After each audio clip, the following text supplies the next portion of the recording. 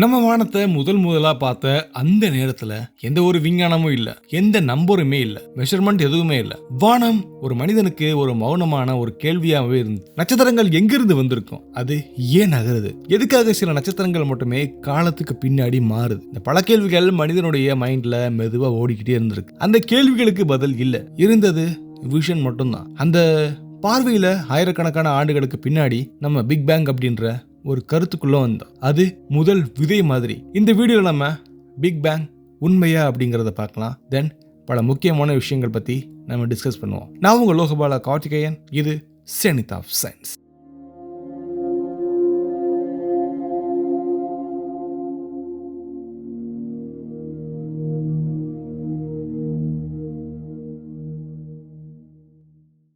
பழைய நாகரிகங்கள்ல வானம் ஒரு இயற்கை அமைப்பா இல்ல, அது காலத்தை அளக்கக்கூடிய ஒரு கருவி மாதிரி. விவசாயத்தை நம்ம எப்ப பண்ணலாம் அப்படிங்கிற ஒரு குறிப்பு அதுல இருக்கு. பருவ மாற்றங்களை முன்கூட்டியே அறிவிக்கக்கூடிய ஒரு லாங்குவேஜ் மாதிரி. நட்சத்திரங்கள்ல நிலை மாற்றம் மனிதனுடைய வாழ்வோட நேரடியா சேர்ந்திருக்கு. ஆனா அந்த நேரத்துல யாருமே பிரபஞ்சத்தை ஆரம்பிச்சதா அப்படின்ற ஒரு கேள்வி கேட்கவே இல்லை. ஏன்னா பிரபஞ்சம் அப்படின்றது ஒரு தனியான ஒரு பொருள் மாதிரி மனிதன் நினைக்கவே இல்லை.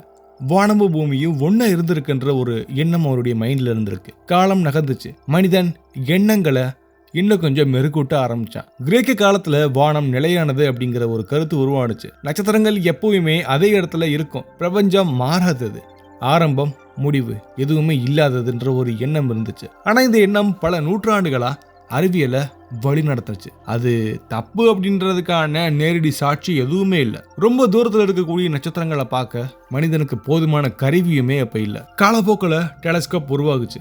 முதலா வானத்தை மனிதன் பார்த்த ஒரு நெருக்கமான தருணம் உண்டாகுச்சு. நட்சத்திரங்கள் புள்ளிகள் இல்லை அப்படின்ற ஒரு மிகப்பெரிய உண்மையை அவனுக்கு தெரிஞ்சது. சில நட்சத்திரங்கள் தனியாவே இல்லை, அது குழுக்களாக இருந்திருக்கு. அது தீவுகள் மாதிரி பல நட்சத்திரங்களுக்கு நடுவுல பல இடங்கள் இருக்கு. இப்போ நம்ம கேலக்சின்னு சொல்றோம். அந்த சிஸ்டம் அப்போ மனித கண்ணுக்கு அது ஒரு நட்சத்திரமா மட்டும்தான் தெரிஞ்சது. இது பிரபஞ்சம் ஒரே மாதிரி இல்லை அப்படிங்கிறதுக்கான முதல் அறிகுறி. 20ஆம் நூற்றாண்டுல மனிதன் ஒரு முக்கியமான ஒரு அளவீட்டை முதல்ல உருவாக்கணும். ரொம்ப தூரத்தில் இருக்கக்கூடிய கேலக்சியில இருந்து வரக்கூடிய வெளிச்சம் நம்ம கண்களுக்கு வரும்போது அதோடைய அலைநீளம் மாறுது. அதனால ஒளி ரொம்ப அதிகமா அதோடைய மாற்றத்தை ஏற்படுத்து. அந்த மாற்றம் ஒளி நகரும் போது மட்டும்தான் ஏற்படாது. அந்த வெளிச்சம் வர்ற அந்த பொருள் நம்மகிட்ட இருந்து ரொம்ப தூரமா போக போக அதோடைய கலரும் மாறிக்கிட்டே இருக்கும். கேலக்சி நம்மகிட்ட இருந்து ரொம்ப தூரமா போய்கிட்டே இருக்கு. அதாவது பிரபஞ்சம் விரிவடையுது. இது ஒரு கருத்து இல்ல, இது ஒரு நேரடியான மெஷர்மெண்ட் சொல்லலாம். ஒளியுடைய அலைநீளம அளக்கிறதன் மூலியமா நம்ம மேத்தமெட்டிக்ஸ்ல சில முக்கியமான மாறுபாடுகளை நம்மளால தெரிய முடியும். அதே முடிவு திரும்ப திரும்ப கிடைக்குது. பிரபஞ்சம் விரிவடையுது. இது ஒரே திசையில இல்ல, எல்லா திசைகளிலுமே. இங்க ஒரு முக்கியமான விஷயம் வருது. பிரபஞ்சம் இப்போ விரிவடையுது அப்படின்னா கடந்த காலத்துல அது ஒரு சின்ன ஒரு பொருளாக இருந்திருக்கணும். அதை தொடர்ந்து மேலும் பின்னோக்கி போனா அது இன்னும் ரொம்ப சின்னதா இருந்திருக்கணும். இன்னும் அடர்த்தியா இருந்திருக்கிறதுக்கு சான்சஸ் ரொம்ப அதிகமா இருக்கு. இந்த லாஜிக் எந்த கற்பனையுமே இல்லை. இது ஒரு மேக்ஸ், இது ஒரு மெஷர்மெண்ட்டுடைய நேரடியான விளைவு. அந்த கணத்துல தான் பிரபஞ்சம் ஒரு நாள் ஆரம்பிச்சதா அப்படின்ற ஒரு கேள்வி அறிவியலுக்கு வந்துச்சு. மனிதனுடைய மைண்ட்ல ரொம்ப அதிகமா ஓடுச்சு. அந்த ஆரம்பத்தை நம்ம இப்போ பிக் பேங்னு சொல்றோம். அது ஒரு வெடிப்பு இல்ல, அது ஒரு இடத்துல நடந்த நிகழ்வு இல்ல, அது இடமே உருவாக தொடங்கின ஒரு தருணம். காலமே தன்னுடைய முதல் கணத்தை என்ன தொடங்கின தருணம். பிக் பேங் அப்படின்றது எதுவுமே இல்லாத இடத்துல ஏதோ ஒண்ணு வெடிச்சிருக்கு அப்படிங்கிற ஒரு கருத்து இல்ல, அந்த எண்ணம் அறிவியலுக்கு வெளியானது. பிக் பேங் சொல்றது ஒன்னே ஒண்ணுதான், நம்ம இன்னும் அதை பார்க்கவே இல்லை. எல்லா காலமும் இடமும் எல்லா ஆற்றலும் எல்லா பொருளும் ஒரே அடர்த்தியில ஒரு இடத்துல குவிஞ்சு இருந்திருக்கும். அந்த ஒரு கடந்த காலத்தை நம்ம வெறும் கணித ரீதியா மட்டும்தான் பார்த்துக்கிட்டு இருக்கோம். அந்த ஆரம்ப நிலையில வெப்பநிலை அளவிட முடியாத அளவுக்கு இருந்திருக்கும், ரொம்ப அதிகமா இருந்திருக்கு. பொருள் அப்படின்றது தனியா இருக்கிறதுக்கு சான்ஸே இல்லை. புரோட்டான், நியூட்ரான், எலக்ட்ரான் எதுவுமே தனியா இல்லை. ஆற்றலும் பொருளும் ஒன்னா கலந்துருந்திருக்கு. காலம் ஓட ஓட வெப்பநிலை குறைஞ்சிருக்கு. அத ஆற்றல் மெதுவா பொருளா மாறி இருக்கு. அது ஒரு கருத்தா மட்டும் நம்ம பார்க்காம அது ஒரு அளவீடுகளுடைய வெளிப்பாடு, அவுட்புட்னு நம்ம எடுத்துக்கலாம். பிக் பேங் நடந்ததுக்கு அப்படின்றதுக்கான வலுவான சாட்சி இன்னைக்கு நம்ம பிரபஞ்சம் முழுக்க பார்க்கக்கூடிய ஒரு மெல்லிய மைக்ரோவேவ் கதிர்வீச்சுகள் மட்டும்தான். அது எந்த திசையை பார்த்தாலுமே ஒரே மாதிரி தான் இருக்கும். அது நட்சத்திரங்களுக்கு சம்மந்தம் இல்லாத ஒரு பொருளா இருக்கு. அது நட்சத்திரங்கள்ல இருந்து வர்றதில்ல, கேலக்சியில இருந்து வர்றதில்ல. அது பிரபஞ்சம் இளம் நிலையில இருந்த போது வெளிப்பட்ட ஒளியுடைய மிச்சம்னு சொல்லலாம்.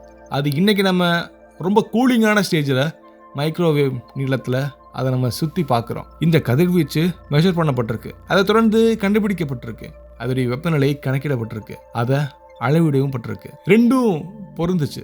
இது ஒரு தற்செயலா இல்லை, இது பிக் பேங் மாதிரியான உண்மை என்பதற்கான நேரடி சாட்சி. மேலும் இப்போ நம்ம பார்க்கக்கூடிய ஹைட்ரோஜன், ஹீலியம் இந்த மாதிரியான எளிய மூலக்கூறுகள், இதை நம்ம சிம்பிள் ஃபார்ம்னு சொல்லலாம். இதோடைய அளவுகள் பிக் பேங் அதோடைய மேக்ஸுடைய மாடலுக்கு சொல்றதோட ரொம்ப துல்லியமாக பொருந்தது. நட்சத்திரங்களில் உருவாக முடியாத அளவுகள் பிரபஞ்சம் ரொம்ப இளம் நிலையில இருந்த போதே உருவாக்கிறதுக்கு சான்சஸ் ரொம்ப அதிகமாகவே இருக்கு. இவ்வளோ விஞ்ஞான ஆதாரங்கள் ஒரே திசையை மட்டும் தான் சுட்டி காட்டுது.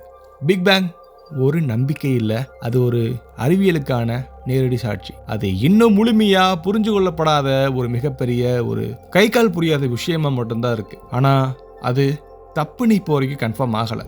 மாறா ஒவ்வொரு புதிய அளவீடும் அதை இன்னும் கன்ஃபார்ம் பண்ணது சில முக்கியமான விஷயங்களை மட்டும்தான் மாற்றும். பிக் பேங் அப்படின்ற கருத்து மனிதன் ரொம்ப சின்னவன் அப்படின்றத காட்டல, அது மாறா மனிதன் அறிவு எவ்வளோ தூரத்தில் போகுது அப்படிங்கிறத காட்டுது. நம்ம பிறக்கிறதுக்கெல்லாம் முன்னாடி நடந்த பிரபஞ்சத்துடைய ஆரம்ப நிலையை இப்போ நம்ம மேக்ஸ் மூலியமாகவும் சில டெலஸ்கோப் மாதிரியான கருவிகள் மூலியமாகவும் நம்ம புரிஞ்சுட்டு இருக்கோம். அது மனித வரலாறுடைய ஒரு முக்கியமான அபூர்வமான சாதனை. பிக் பேங் இந்த பிரபஞ்சத்தை ரொம்ப அழகாக எக்ஸ்பிளைன் பண்ணுது. ஆனால் ஏன் அப்படிங்கிற கேள்விக்கு அது பதில் சொல்லாது. அறிவியல் எப்பயுமே எப்படி அப்படிங்கிறத மட்டும்தான் பேசும். அது போதுமானதுன்னு நம்ம எடுத்துக்கிடுவோமே.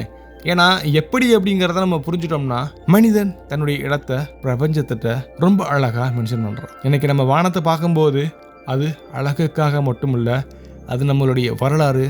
ஒவ்வொரு நட்சத்திரமும் கடந்த காலம், அதோடைய ஒவ்வொரு கேலக்சியும் அதோடைய கால பதிவீடு நம்ம எடுத்துக்கணும். நம்ம பார்க்குற வெளிச்சம் இப்போ இருக்கிற வெளிச்சம் இல்லை, கோடிக்கணக்கான வருஷங்களுக்கு முன்னாடி வெளியான வெளிச்சம். அதை பார்த்து நம்மளுடைய ஆரம்பத்தை கண்டிப்பாக புரிஞ்சுக்கணும். இந்த ஜேர்னி இதோட முடியலை. பிக் பேங் பற்றின பல கேள்விகள் இன்னும் அதிகமாக இருக்குது. ஆனால் ஒரு விஷயம் தெளிவாக இருக்குது, பிரபஞ்சம் நம்மகிட்ட தொடர்ந்து சில முக்கியமான கதைகளை சொல்லிக்கிட்டே இருக்கு. அதை கேட்கறதுக்கு நம்ம தயாராக இருந்தால் மட்டும் போதும். இந்த சயின்டிஃபிக் ஜேர்னி உங்களுக்கு ஒரு முக்கியமான ஒரு ஆச்சரியத்தை ஏற்படுத்தக்கூடிய ஒரு பதிவாக இருக்கலாம். இது மாதிரி இன்னும் டீப்பான ரொம்ப முக்கியமான நீங்கள் ஆச்சரியப்படக்கூடிய காஸ்மாஸுடைய ஒரு அமைதியான ஒரு மிகப்பெரிய பகுதிகளுக்கு தொடர்ந்து நம்ம ட்ராவலை ஸ்டார்ட் பண்ணுவோம். அதுக்காக நீங்கள் மறக்காமல் சப்ஸ்கிரைப் பண்ணிடுங்க. ஏன்னா பிரபஞ்சம் ரொம்ப பெருசு, அதை புரிஞ்சுக்கிறதுக்கு ஒரு வீடியோ 2 வீடியோ மட்டும் பத்தாது.